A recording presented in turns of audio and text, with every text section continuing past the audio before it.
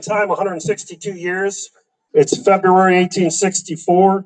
The war had been raging for over 3 years.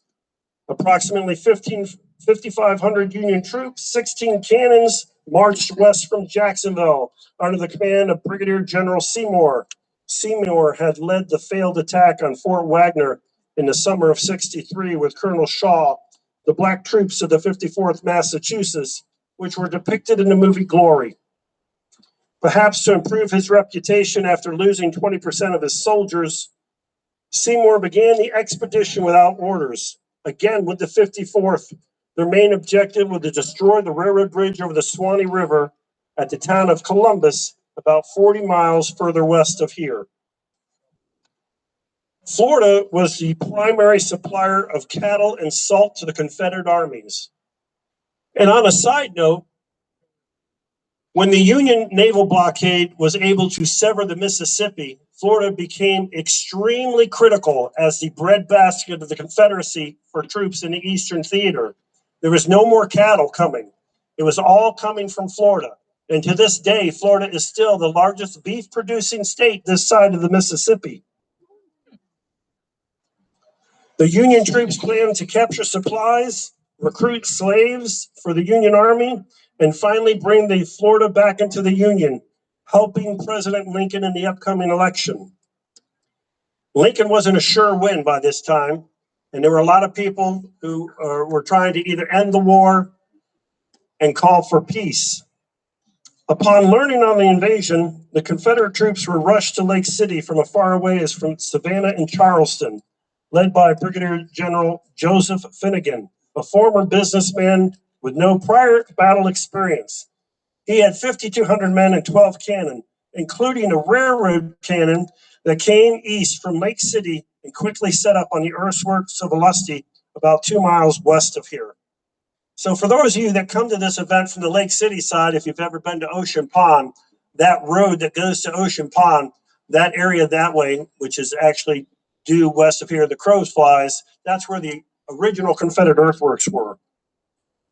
As the advanced units skirmished and the Unions left the breastworks and met the Union forces here in these piney woods about 1 o'clock on the afternoon of February 20th, the only protection available of either side was the scattering of pine trees. And some of the heaviest fighting of the 5-hour battle occurred on this field, with a battle line extending almost a half a mile from here to the south and on the other side of the railroad tracks. This battlefield is a lot bigger than just what you see. It goes almost all the way to I-10 to my right, which is to the north. It goes almost all the way to the prison behind us, about 1.5 miles further east. It goes to the other side of the railroad tracks, and it goes all the way to Ocean Pond. The reenactment will take place here on this part of the original battlefield, and the condition of the battlefield you observe today is much as it would have been 162 years ago. Infantry, artillery, and cavalry will participate in the reenactment today, and the battle will last approximately an hour. Fighting will occur along the entire length of the field. The Confederates will be on your left, the Union will be on your right. Basically, we're saying there's not a bad seat in the house. If you just sit still long enough, the battle's going to come to you. For your safety, please, please do not go beyond the rope and the barricades, because there are pyrotechnics out there on the field, and these guys are paying attention to what they're doing. Cannons going off. We request that the folks in the front of the bleachers, again, sit or kneel so the people in the back, you're not blocking their view.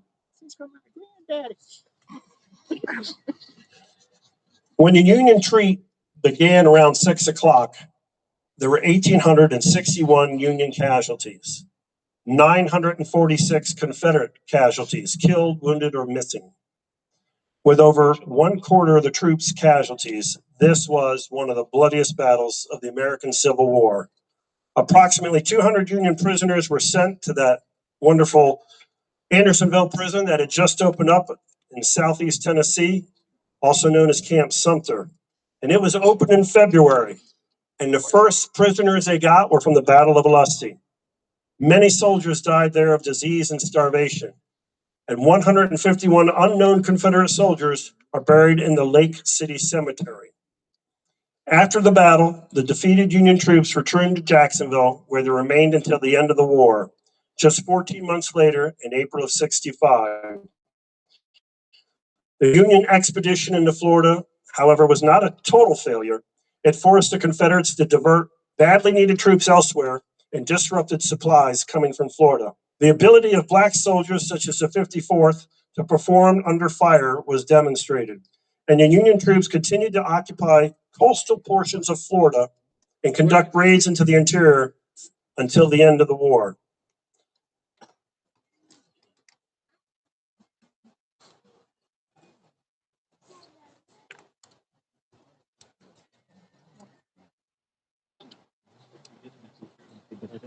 Just a little side note, it's not in my notes here, but one of the most amazing feats you don't hear about, for those of you who have seen the movie Glory, was that after the Union defeat here, and they're all making a great skedaddle back towards Sanderson and Baldwin, the number of Union wounded that were scattered because the Confederate cavalry was harassing them was all the way back to McClenny.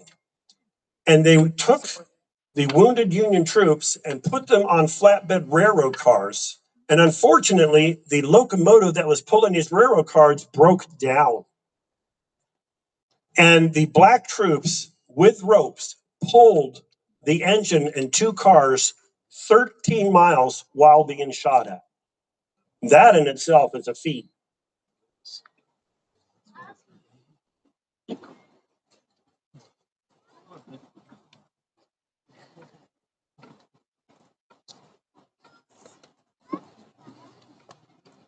That's the pause for applause.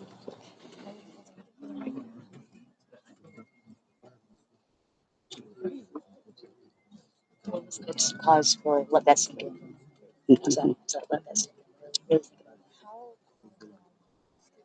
Like, pretty.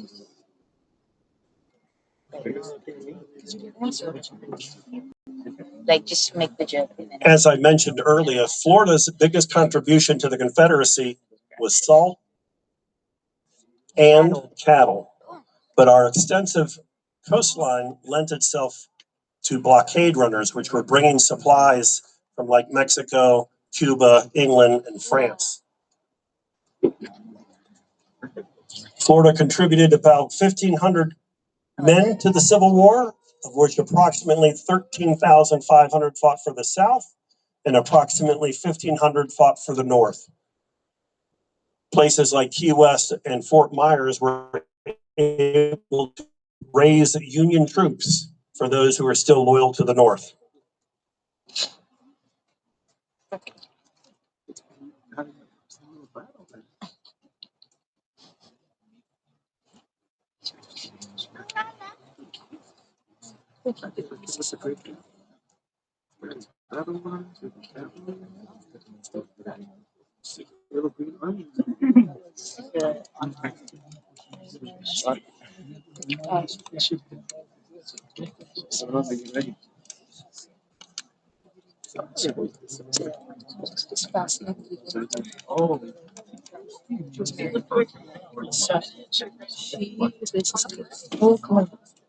Like lights on. So like get ready with me. And then she's like, I'm gonna take a break. And the next station. The number one question I personally get asked as a reenactor and living historian is, why do we do this? We don't get paid for this. This is all out of our own pockets. And unless we're doing a movie or something, we might make a little bit of money. But we do it because of love of history. And we do it because the story that happened here needs to be told. This is part of the great American tragedy known as the American Civil War. Americans against Americans.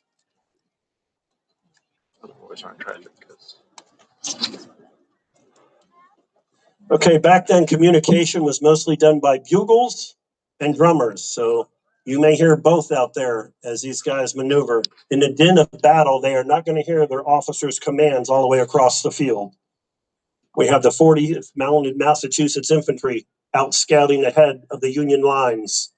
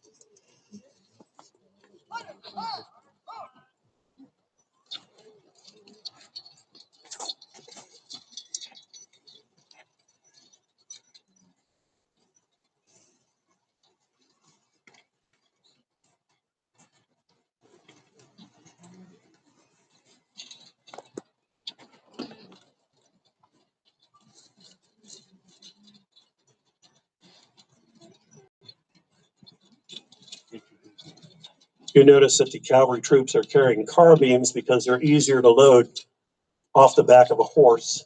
Most of the troops here were carrying Enfields and Springfields, a few Austrians, a mismatch of whatever they had, mostly 58 caliber or 54 caliber weapons.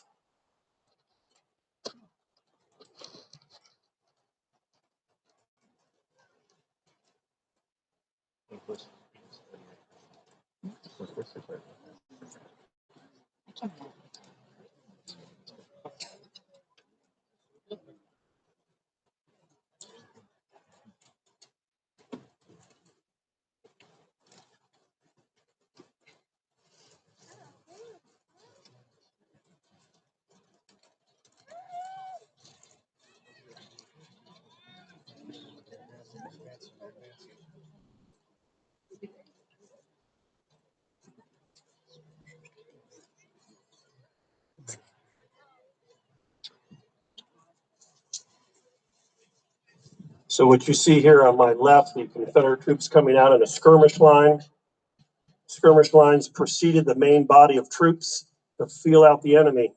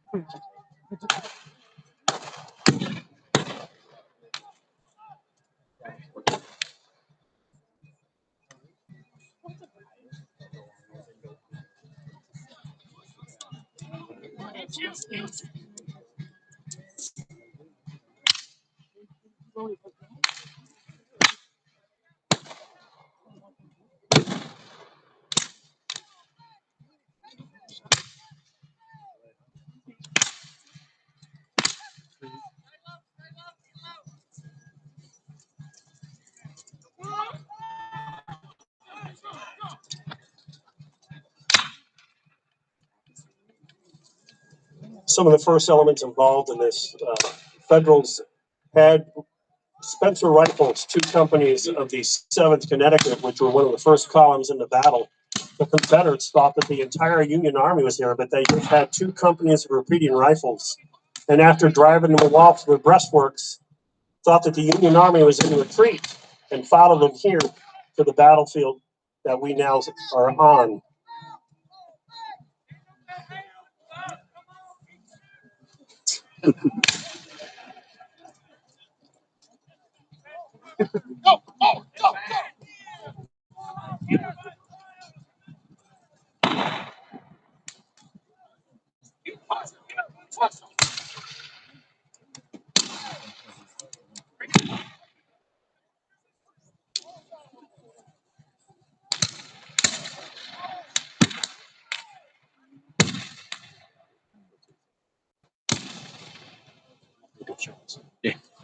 The skirmishing took on almost the trait of a heavy battle at the breastworks until the Union Army would fall back.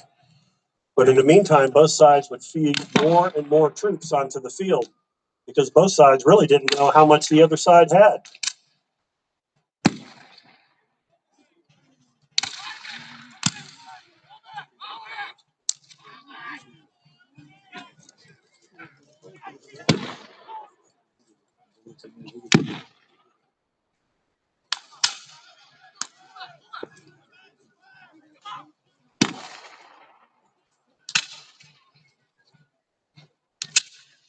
It's almost as if the Rebs want to lure them into an attack.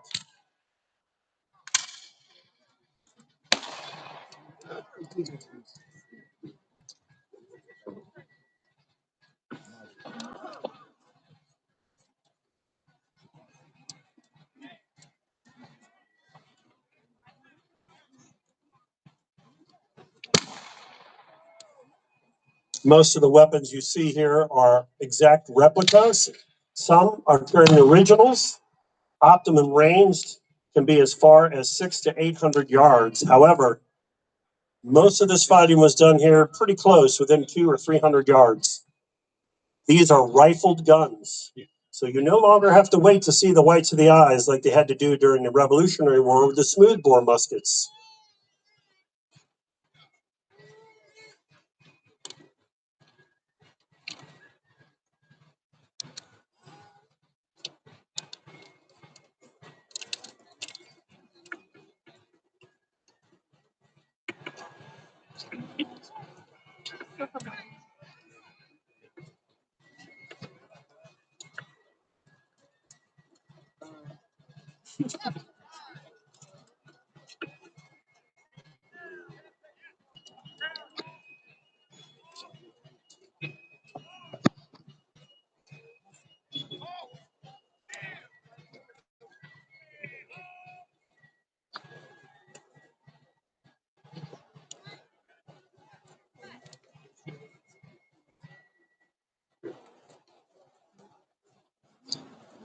The Confederate troops are now pouring out onto the field. It seems they were unable to lure the blue troops into a frontal assault.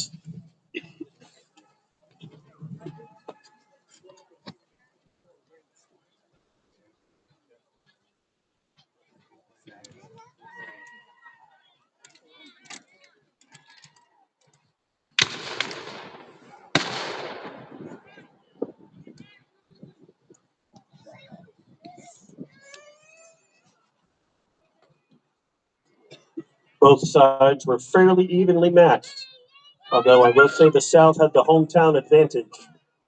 They tried to lure the Union troops between two swamp bays.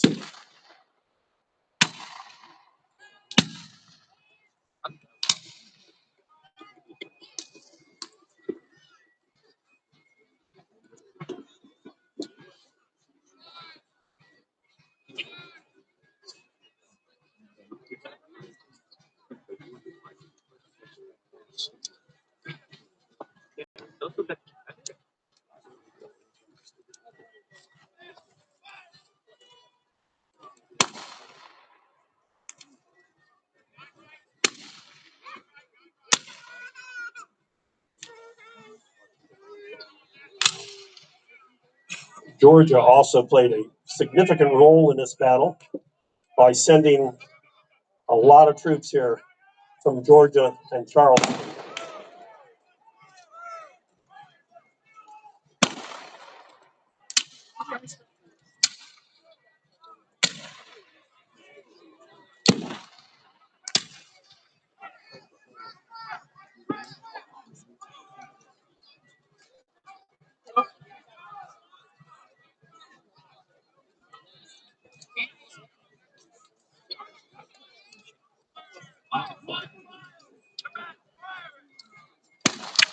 Now you notice that the Confederate troops are forming a square. This is an old Napoleonic tactic. It's called guard against cavalry. And they would form a square so the cavalry couldn't get in among the rear. The only problem with this is this invites a concentrated fire from the Union artillery, which will soon notice that the Confederates have massed.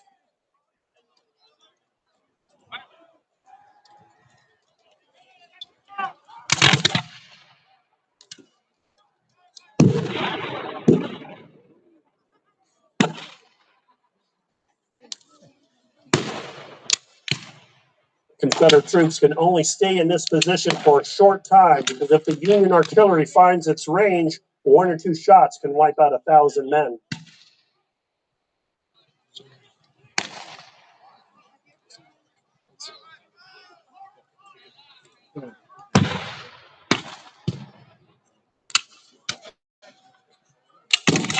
Again, Union cavalry is trying to find the Confederate flanks.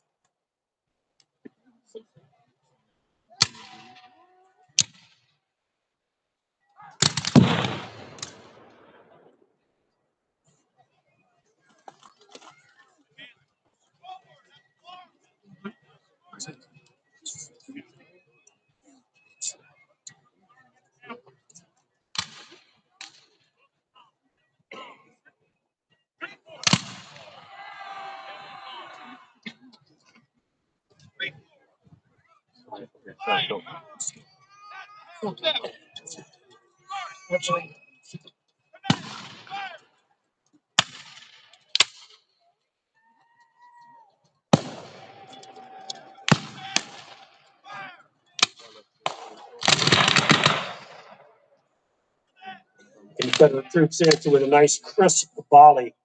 Volley fire was very, very, very destructive against the enemy. It was a big flame sheet of lead going down range. When you see them all shoot at once, that's called volley fire. When you see them shoot one at a time going down, it's called volley fire. Kind of gives a ripple effect.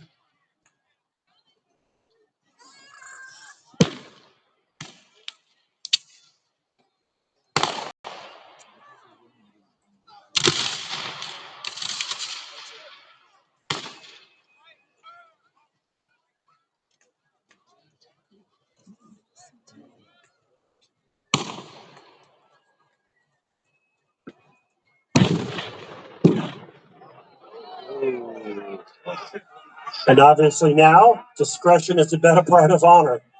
Once the Union artillery finds its range, standing in a square is suicide, and the Confederate troops retreat back into their artillery emplacements.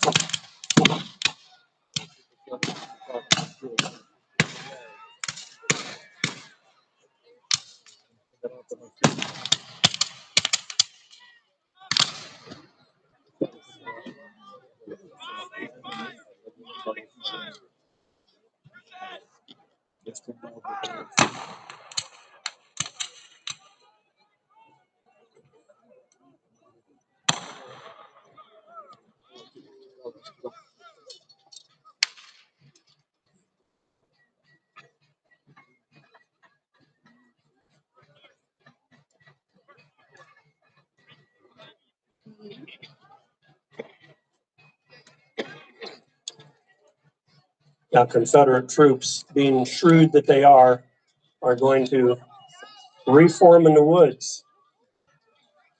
And this may become an artillery duel, but more and more troops will be fed into this battle.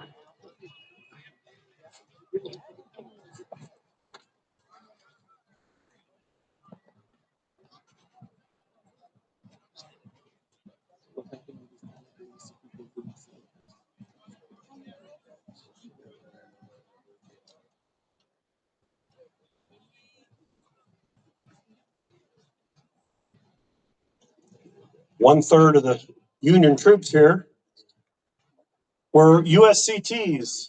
The 8th USCT, which ironically is from the Gettysburg area, was made up of free blacks. Unfortunately, some of them had never even fired their guns.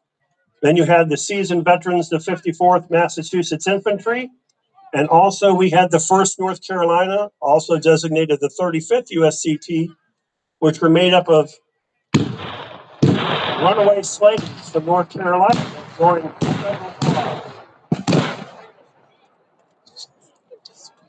And now the Confederate guns are going to find their range.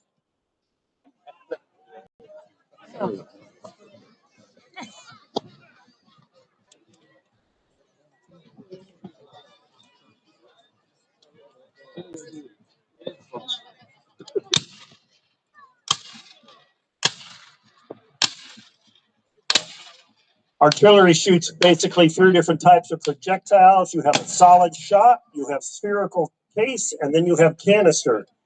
Canister is for close range, like a giant buckshot going off.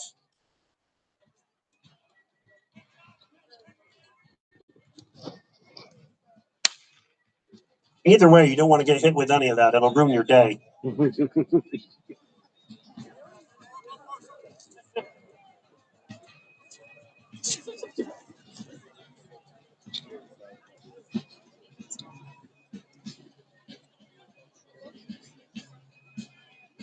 There was an officer in the 1st North Carolina.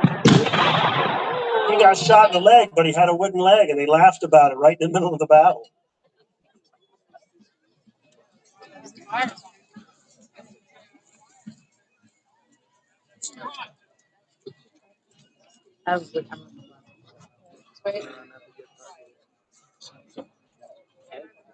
Oh, kneeling. Far down kneeling. You don't see him? Oh, yes. Give me a good shot.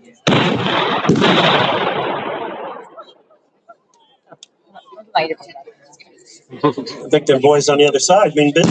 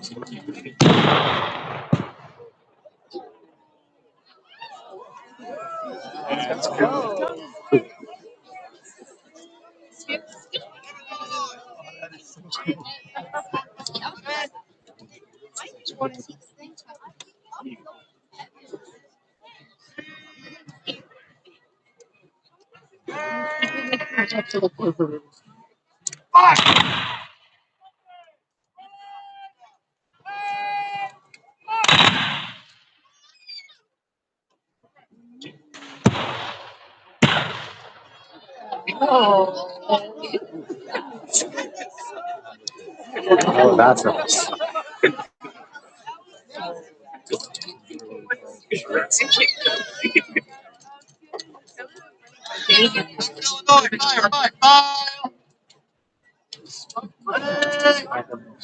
I am like fire.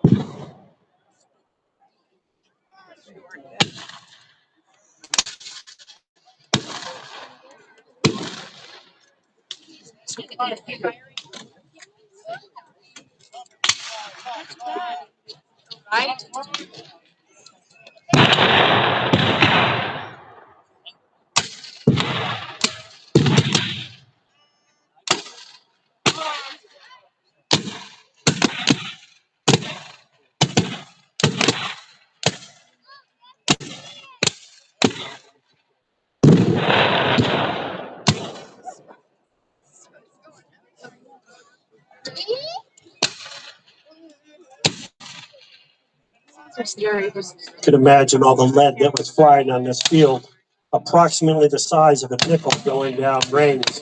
Soft lead, just like you go fishing with. As it hits the body, it tears the flesh and mushrooms back.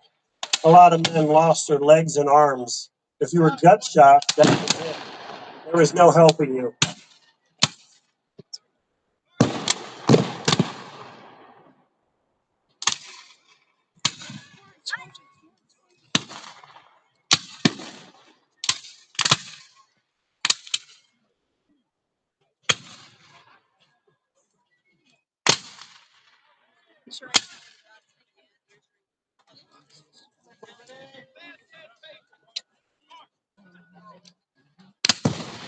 You can hear the Confederate music playing as they try and keep up their morale.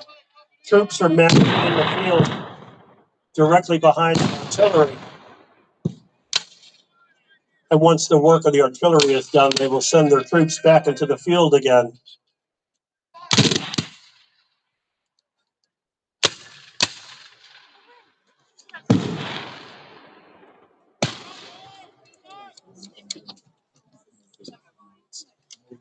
You notice, though, in this open field, there's really no place to hide for either side unless they hide behind a pine tree here and there. It was reported that this is almost a park-like setting during the battle. The palmettos that you see today is only something that's come about in the last 100 years. But during the war, this is a very open savanna type with a lot of pine trees, but you could clearly see.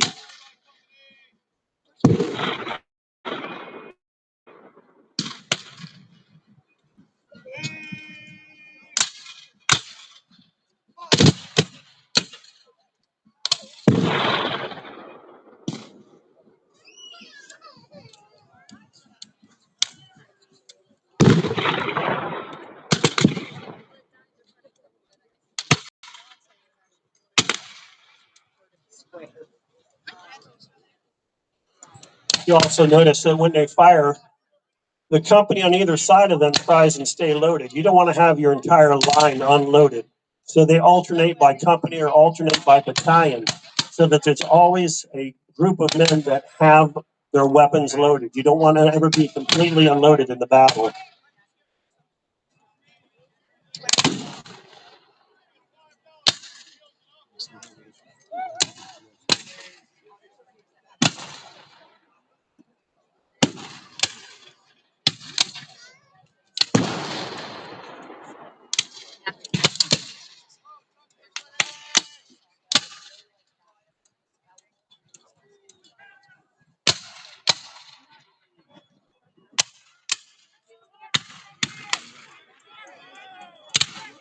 Yes.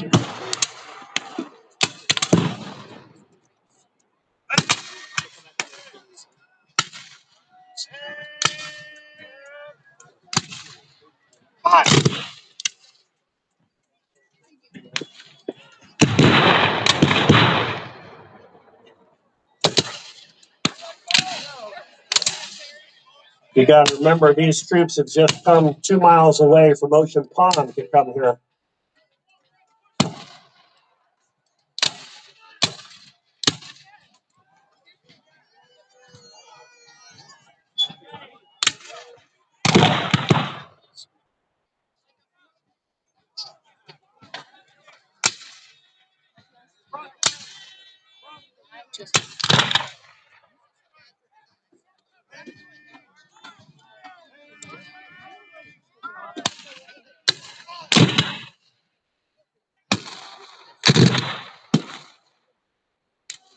Each side wants to concentrate their fire on the flag bearers usually, because once the flag bearers go down and the officers are shot off their horses, it's usually chaos.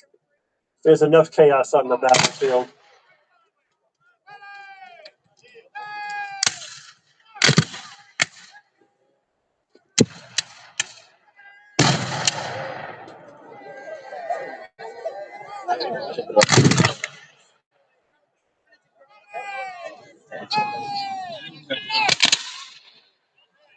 The tendency in battle, believe it or not, though, is to shoot above their heads because the boys are so excited. Officers constantly have to remind them to stay low and aim low.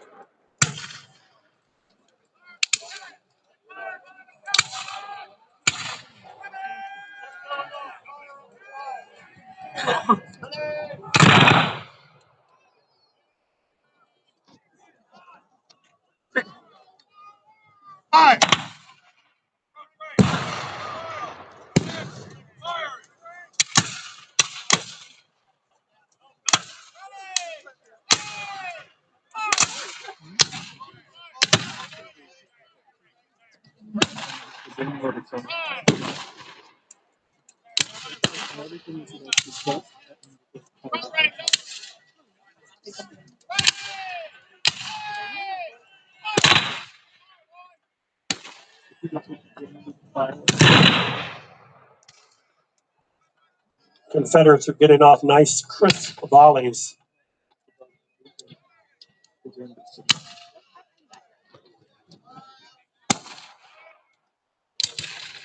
The fire was so intense that Confederate troops couldn't even keep up. They went through almost all their ammunition and had to have to send runners back to get more ammunition.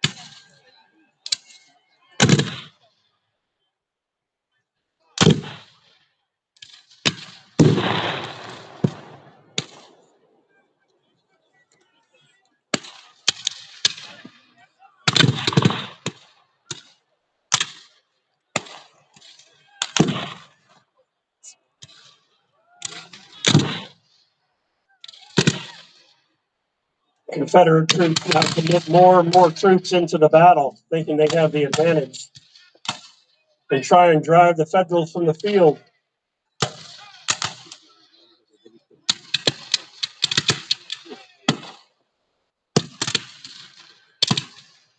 Still coming.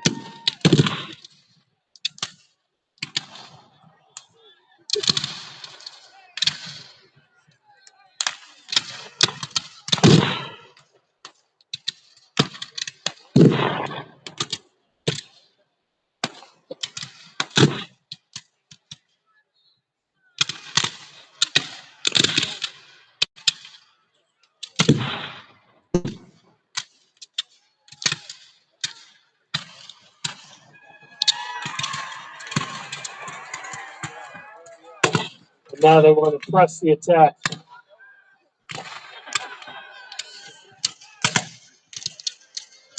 Like I said, the color guards, that was a position of honor, and usually the first to fall.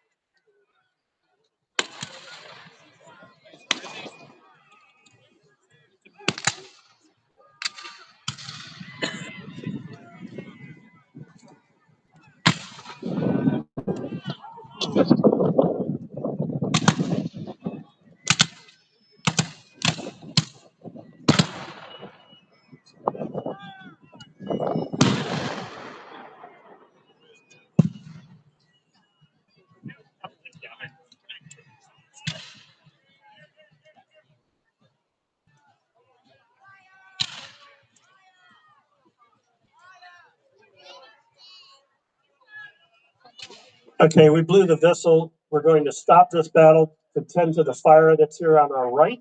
Just give us a moment. We'll get it under control.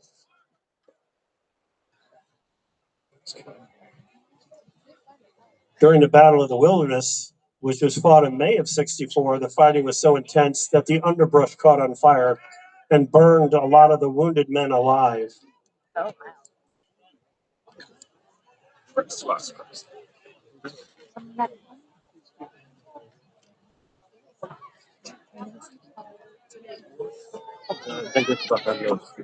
yeah, I feel like light, but I feel like that's very on my parents. Believe it or not, right in the middle of the battle, they did have a lull. And the lull was caused by the Confederates firing so much they ran out of ammunition, and they had to call for wagons to come up all the way from Ocean Pond to get resupplied. So battles are kind of like a crescendo. They build and they ebb and they flow, just like this battle, just like many battles. It isn't always so intense.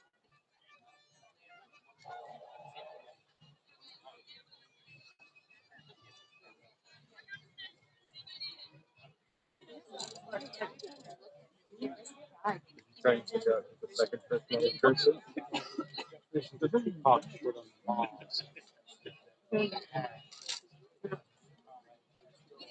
Sussing that out. A little.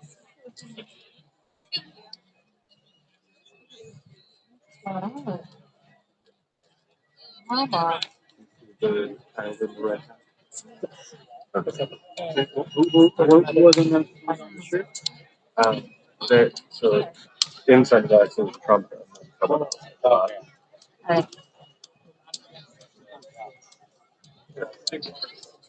Doctor. Okay. Great minds. I think that's the position.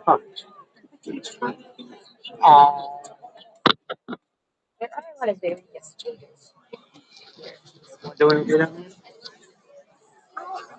Highly entertaining. Okay. You guys are gonna be regulars. Yeah. Oh, They'll be in costume. Exactly. regular. Follow what? We're gonna know by name.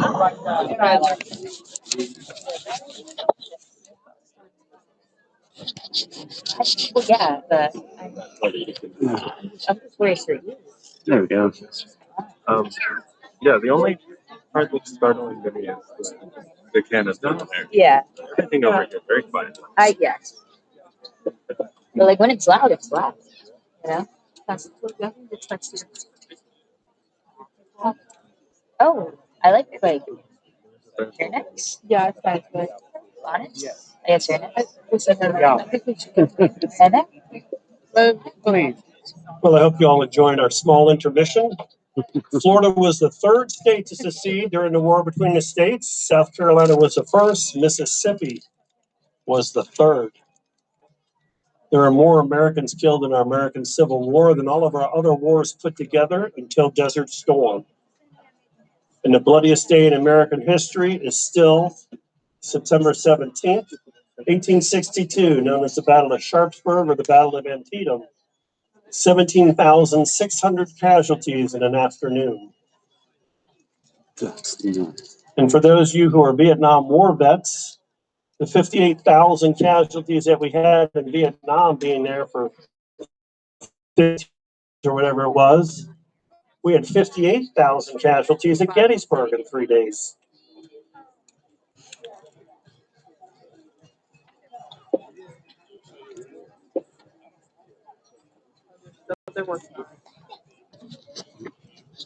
Very distorted reactor.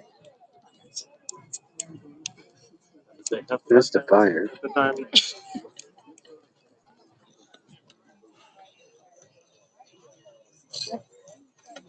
I want period accurate firefighting.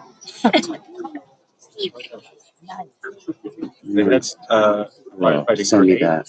grenades that had chemicals in them. And you were, it was like a glass ball and you would throw it at the fire. Like a potion. Yeah. That's crazy. And they're like bright red. That's crazy.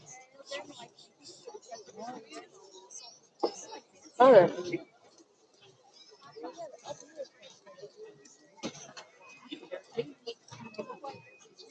Do you know much about firefighting during the war? So the early soldiers to firefighters to New York, It's like they were considered particularly brave because they were anti-burning buildings. well, as a teacher, A lot of like campfire, firefighters then stuff like that. private. What was he planning on?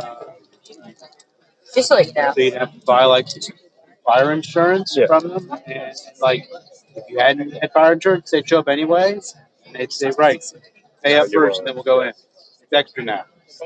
Um, that's really but yeah, battlefields routinely caught fire.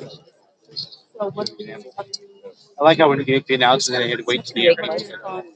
Those people actually know anything about the battle. This is kind of Anyway, I mean, I don't Okay. yeah, that was bad. Because I would say that like they should have period accurate. Well, if you firefighting. think yesterday was any better than today, the exact same thing happened. We had an intermission in the middle of the battle. Because I know that they have like glass grenades, for lack of a better term, that had chemicals that would fight the fire. Yeah. But I don't know how much of that is before or after the and like I said, it's post life. But it,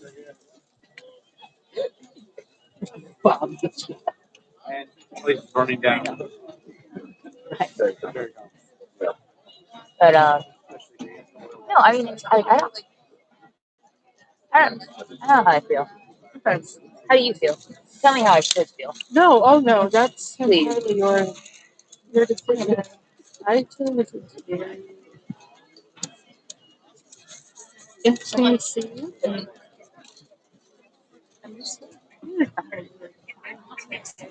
Oh wow, I didn't realize, and I mean, I don't have much experience, but like most like let's say battle witnessing experience like that. Have you seen Band of Brothers? Yeah. That's very more like No, very abstract. yes. Well, this is a lot more stop, go. Which I don't know if that's. I guess that's more accurate to reality. I mean, World War II, that's what I feel Oh like.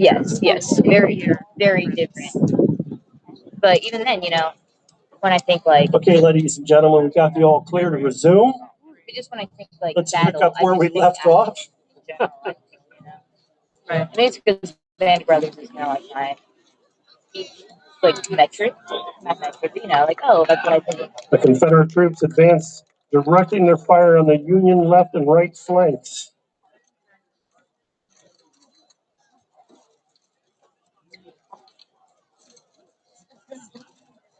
Seymour thought he was only going to face a little bit of militia, but he got a big surprise here.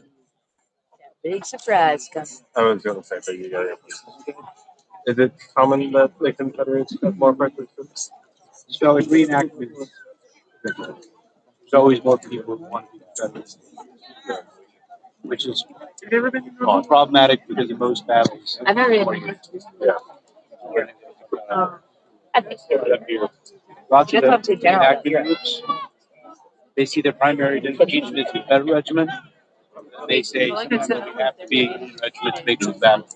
Because otherwise, it's Like child sports, you gotta put your uniform sometimes. And we're back. We're back. Bye. that's true almost everywhere. You want to be in a Or The- you're better at the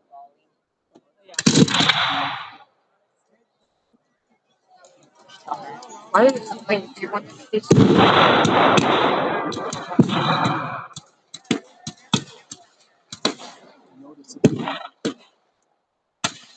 I saw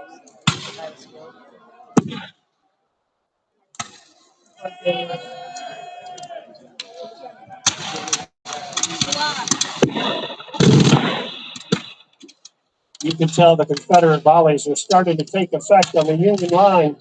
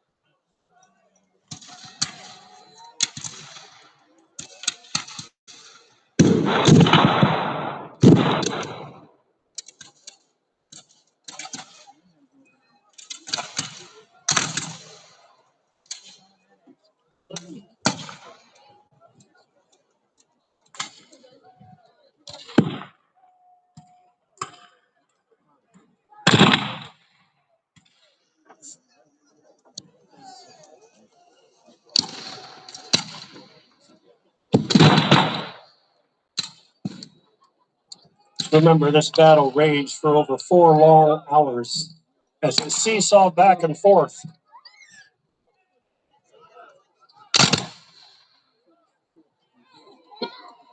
You hear a lot of screaming as they try to encourage the men to press the attack.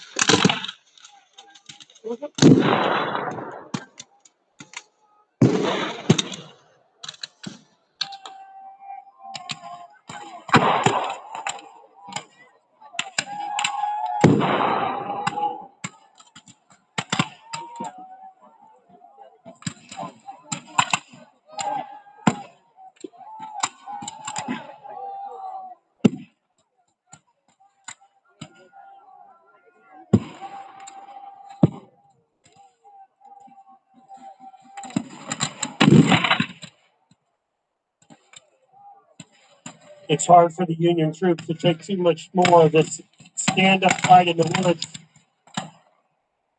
The Rebs are getting the best of them.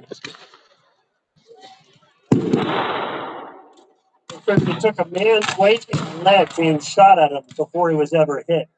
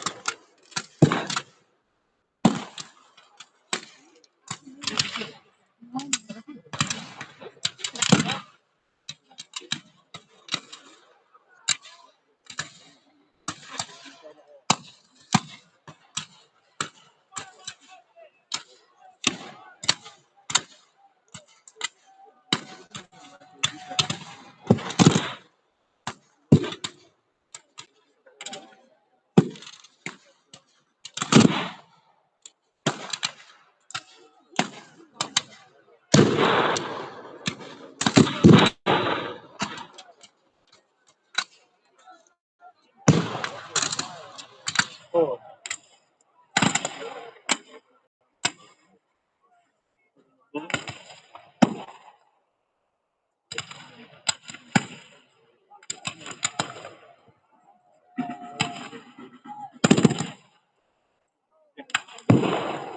Both sides are struggling to keep the men supplied with ammunition. The fire is so intense and hot.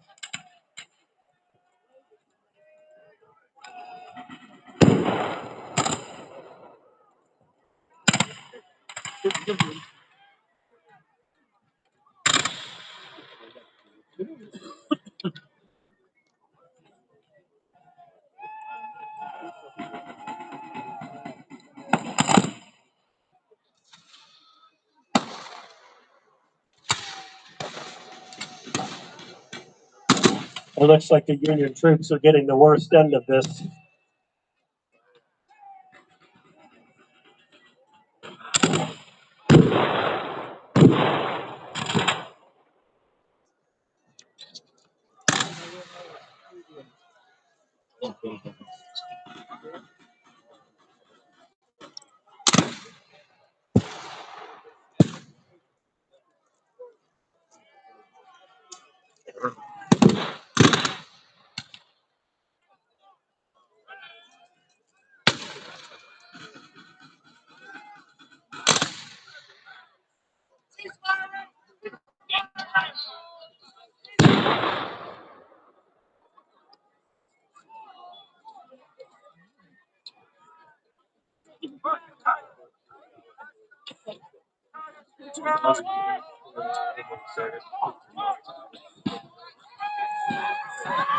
Union troops have suffered nearly 1,700 casualties in the afternoon and start to pull their men off the field, trying to salvage what they can. Several pieces of artillery were captured as well.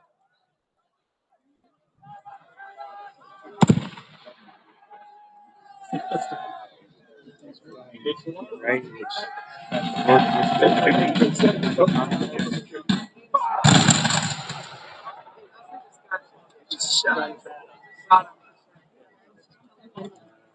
He was like, calm down.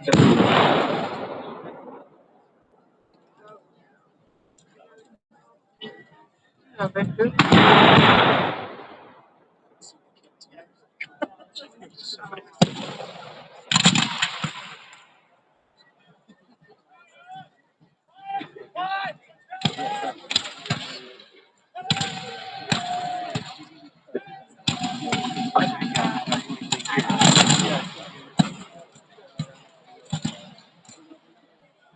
Oh, on back. Yes, scouts.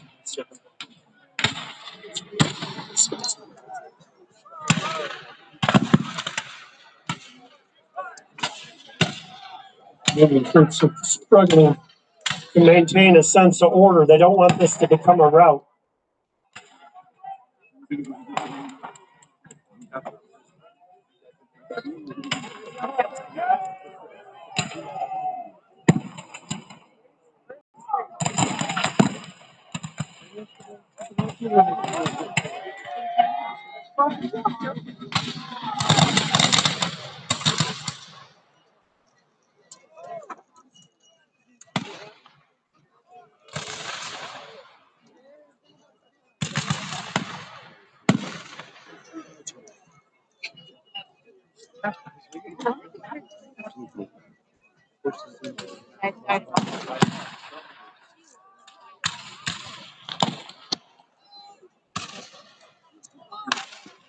Guess I'm not going to have to hear you.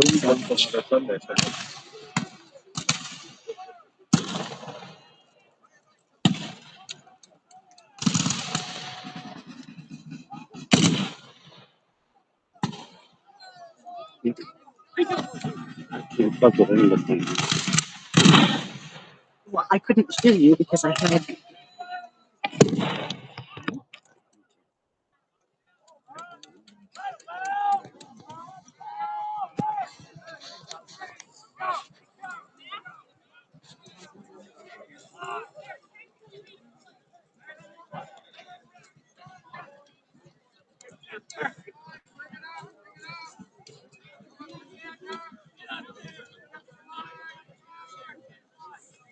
Bring out your dead. Bring out your dead.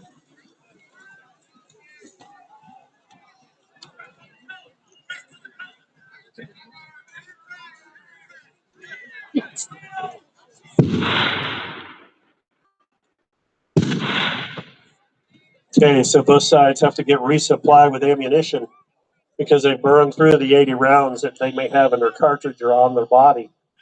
That's how intense the fighting was here.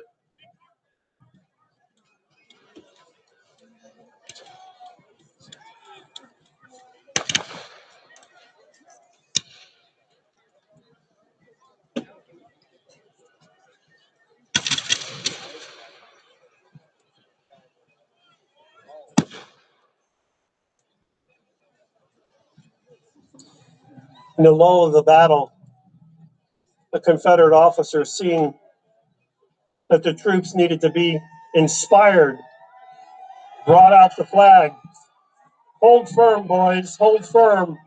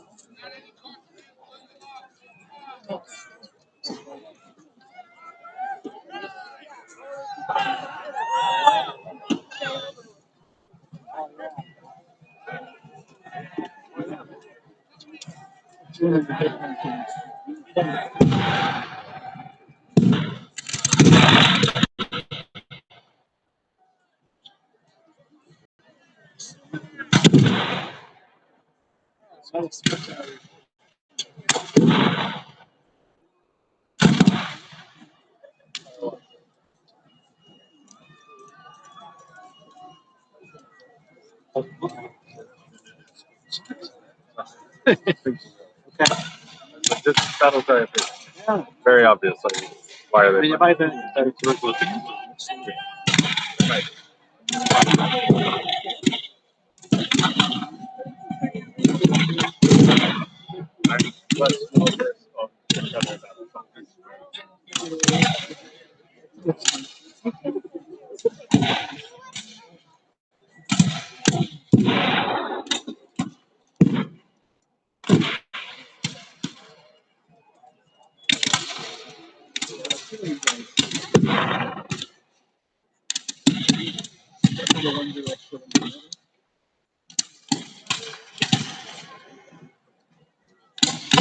Okay, take a seat if you're in the front so the people in the back can see. Battle is not over yet. Once the Confederate troops get resupplied, more ammunition, they'll turn for the Yankees. Remember, these guys are defending their home. It's a great incentive.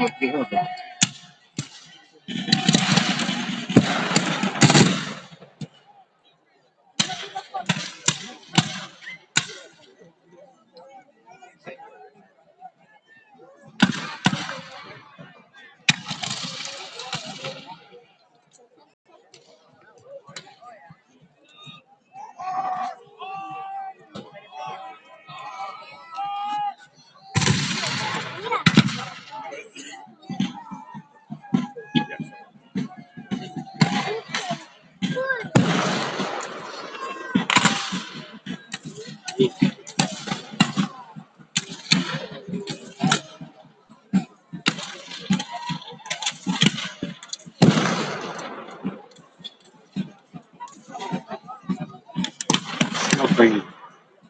Smoke ring. Yeah.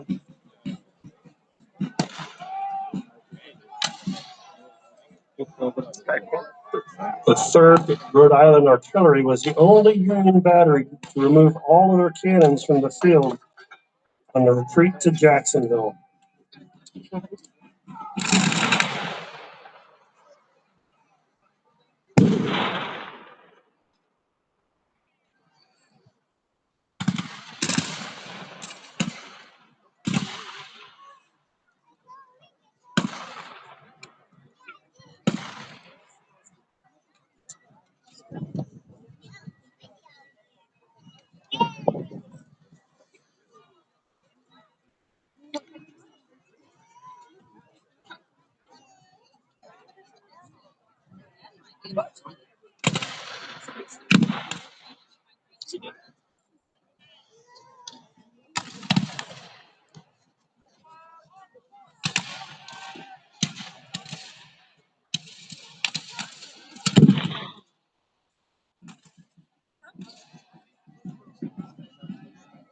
Confederate troops are going to sweep the field. Several hundred Union troops were captured, along with several pieces of artillery.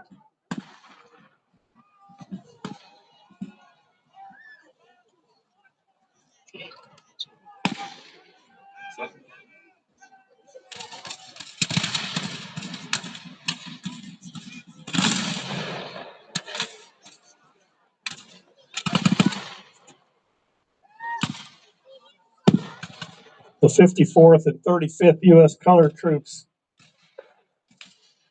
tried to stop the flow from it becoming a complete rout.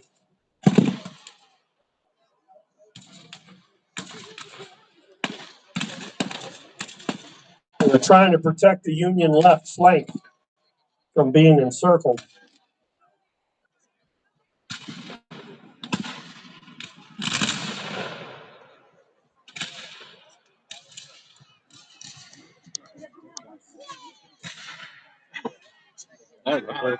After 4 hours, both sides are exhausted and running out of ammunition. Federal troops are pushed off the field, and several more pieces of artillery are captured. Union troops that marched 20 miles fought a 5-hour battle and then withdrew another 20 miles. By the time they got back to their camp, they were exhausted, and it was after midnight.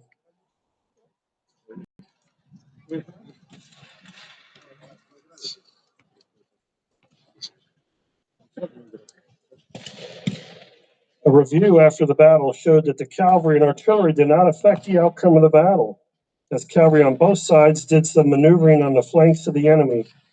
Judging from the damage to the pine trees, the cannon fire on both sides was too high, and the heavy railroad cannon brought up by the Confederates on a flat car fired grape shot and canister, which was more effective. It was reported that the noise of the firing and all the battle sounds could be heard all the way back to Lake City, nearly 20 miles away. The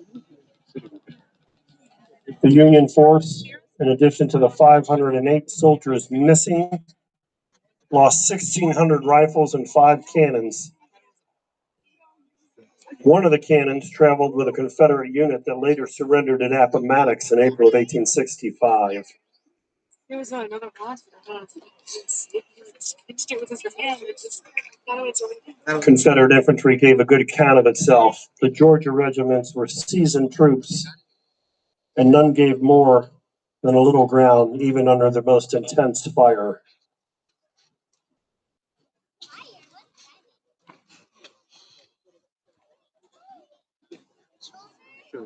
Union Private Milton Wilford of the 7th Connecticut wrote many detailed letters to his wife, Lena, was thankful that he came out without his whole skin. He had nothing good to say about General Seymour, stating he had led his men to death and accomplished less than any other generals in the department. More troops here considered him the enemy.